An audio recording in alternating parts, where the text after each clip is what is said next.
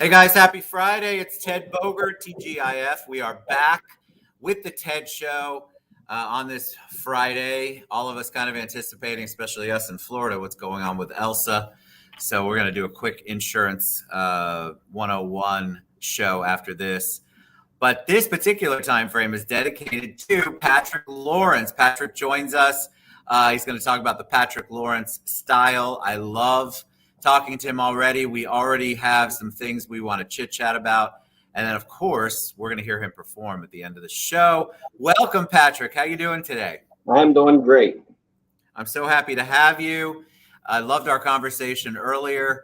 I told you that the audience loves origin story. They want to know about you, and they'd like to know about your journey. So give us the 411 on Patrick Lawrence. Well, first thing I want to talk about for all the viewers out there, you can probably tell how white I am. I'm actually, you look at my bio on Facebook and probably on the Nashville Entertainment Weekly Records website under my bio there. You'll see that I actually have albinism. You can tell by the white hair and the pale skin. Yeah, I'm. For most of my friends, I'm the whitest person they ever seen. So yeah, that's. Tell us about your journey. Tell us about, and thank you for sharing that, because I think we were talking earlier how it's just so important. Share it. It's part of your bio. How about your musical journey? Were you always musical? Did you grow up around music? How did this come to be such an important part of your life? Well, at first I was a drummer. I was in the school band and started out on the snare drum. And then after I started playing the snare drum, I just wanted to get a drum set. So my cousin Greg bought me a drum set. And I didn't really know how to play it, but a friend of my sister's came up to my mom's house when I was, I think, 13 years old, and taught me a rhythm on the drum. And from there, I just learned how to play drums. I was able to figure out everything. And from the drums, I got interested, as I got older, I got interested in writing. And then somebody gave me a guitar when I was 15, 16 years old. And then as soon as I touched that guitar, I just kind of knew that I wanted to play. And so I had many teachers, from like teachers at school, teachers at different schools I've been to, my stepdad, my cousin Greg, just really a lot of people, and even YouTube. But YouTube has really been a big help.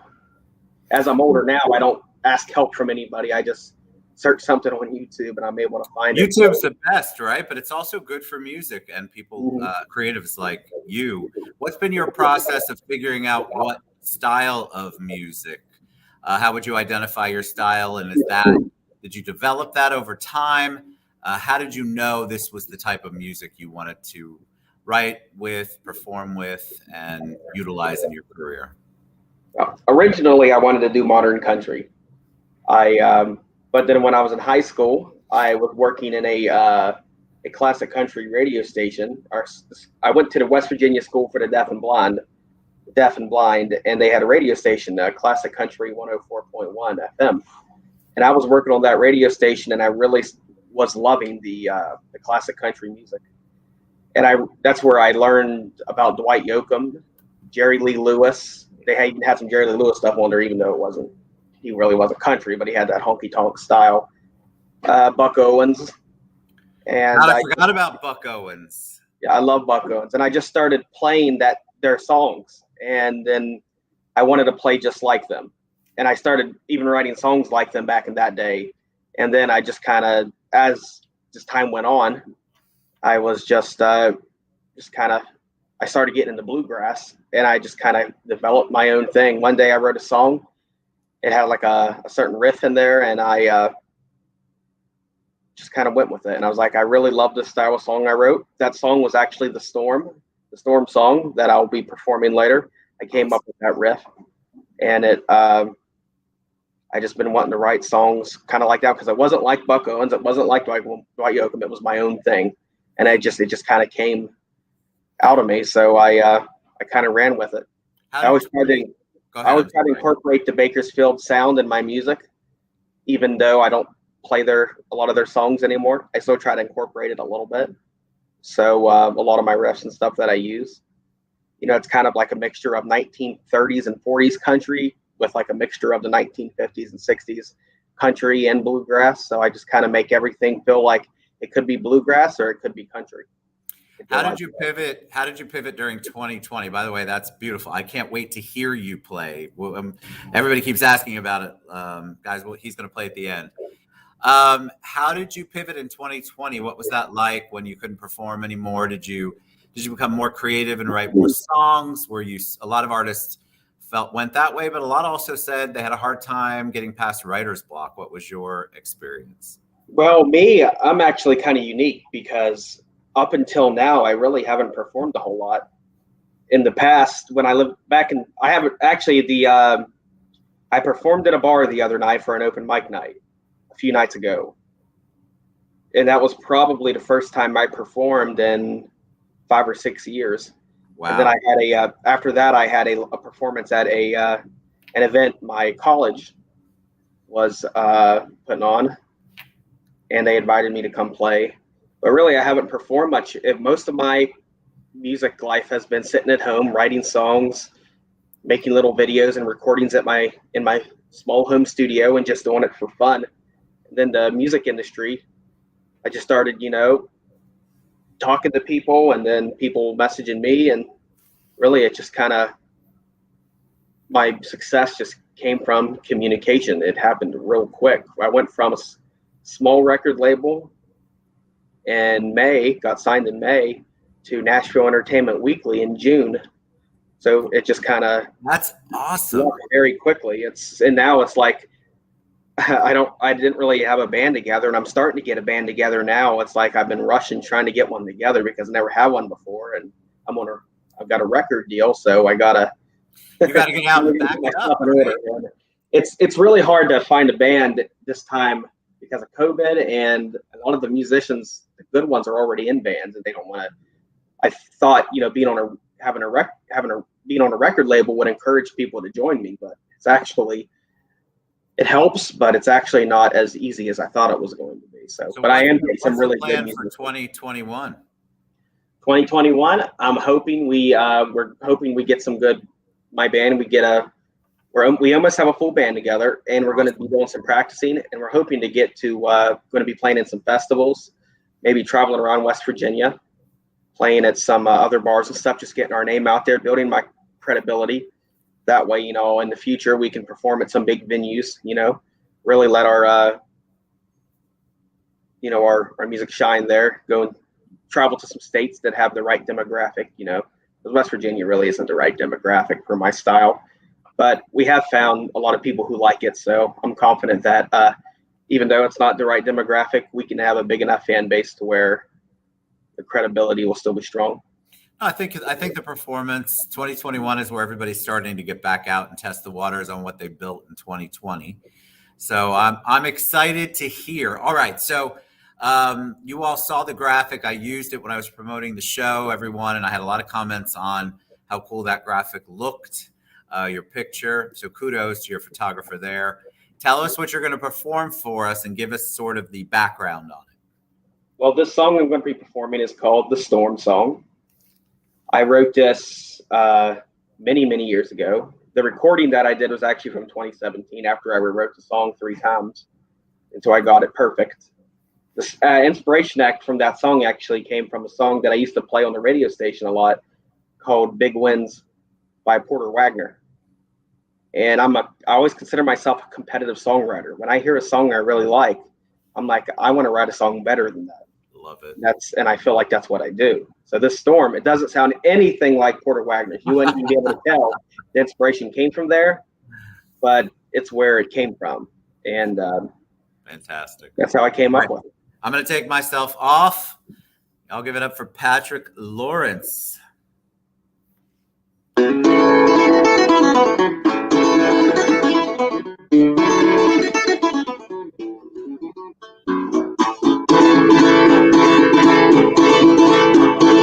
I was on the farm with my daddy one day.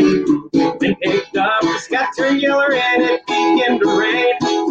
Daddy looked down at me and said, "Stop what you are doing.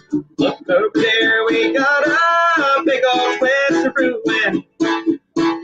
Son, go get your sister and mother from the house.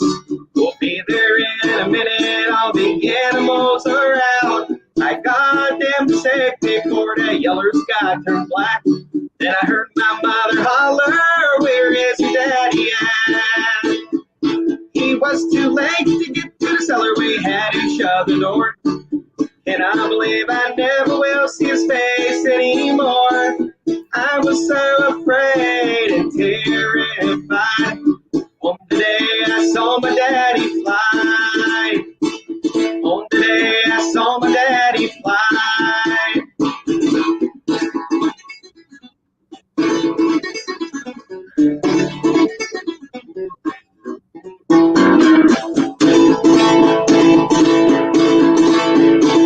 After the storm, we left the cellar to say our last goodbye. Daddy and the farm flew away into that blue sky. We gathered in a circle to pray, hug, and cry. And mourn that very day, my dear old daddy died. The town all gone together to help rebuild the farm. Knowing Daddy was up in heaven, helped us carry on. I took over the farm like any good son would. Lord, if I could go back and save him, I would. When he was too late to get to the cellar, we had to shut the door. And I believe I never will see his face anymore. I was so afraid and terrified. On the day I saw my daddy fly. On the day I saw my daddy fly. Oh my God, I love that. I usually look at my phone a little bit when somebody's performing. That was so good. You had a lot of love and a lot of comments on all the platforms. It reminded me of Hank Williams, and that that beautiful. It's not twangy, because I think twangy is actually a positive thing, but it has that old school country to it. Mhm. And I was following along with the story, and the storytelling was where it's at. Between that and your amazing guitar playing, that's an awesome song, Patrick. I loved it. Oh, well, thank you. That song's written where it could have a banjo put into it. It could have drums put into it. It could have mandolin. You could have harmonica put into it. That just seems like a song where you can add all these things into it. So it could go either way. It could be bluegrass. It could be country. In any setting you want to do it, it can be transformed. And when you sing it, what are you thinking? What are you feeling? What's going on? I like to ask performers when they write a song, it's like your baby. And so when you're performing that, what's going on in your mind? What are you feeling at that moment? Well, when I sing that song, I actually always see the story in my head, I've always been obsessed with storms, tornadoes, hurricanes, tsunamis. Every time they're end of the world type movies, I always love that. So it always just kind of brings back memories of this kind of movies that I love. And actually, something interesting when you mentioned that, and I think the audience would love this too. I actually have this weird condition where when I hear sounds or hear certain words, I see colors bounce around in my head. When I hear some people talk, they have colors. When I hear music, I see colors. Sometimes when I hear notes, I hear colors with them. Like when I talk to somebody and hear their voice, sometimes I see a color. It's so cool. Like you notice on my one of the pictures on my page, it's like yellow. The cover photo is yellow and red. The reason that photo is yellow and red, because when I play the storm song, the colors yellow and red bounce around in my head like crazy. And I was thinking, you know what? That song always brings a bunch of yellow and red colors. I'm going to use that as my cover photo. And whenever I come out with my first album, yellow and red is going to be the album cover, the colors. It's going to have that kind of look to it. You have such a great story. And not only do you have a great story, you're a great storyteller, which to me is really what it's all about. That was awesome. All right, Patrick, tell them how they can learn more about the Patrick Lawrence style, how they can reach you, find your music. Y'all get out and download and buy and support everything Patrick's doing. What's the easiest way? Well, the easiest way is right now to go on Facebook. You either search the Patrick Lawrence style, or I think there's a link on there. You can just search Patrick Lawrence music. That should bring the my Facebook page up. I also have an Instagram page. It's called the Patrick Style, and that's really the best way to reach me. Hopefully, in the future, I'll have a website, but that's still in the works. So, yep, Facebook is what I've been primarily focused on growing. Good. Well, get out there, y'all. Support Patrick. Patrick, that was so good. I really enjoyed that. I don't do a lot of research. I don't listen to the music beforehand because I like to get into it. And I think that was really awesome. So good. All right, y'all, get out and support Patrick. The Facebook page is scrolling across the bottom, but of course, we've tagged him on all the platforms. And if you really can't find him, reach out to me and I'll put you in touch. Patrick, have a safe 4th of July holiday, and you guys all do the same. Get out and support our creatives like Patrick. It's super important. 2020 was crazy. Everybody's coming back in 2021, and let's show them some love and support. All right, we'll see you guys later.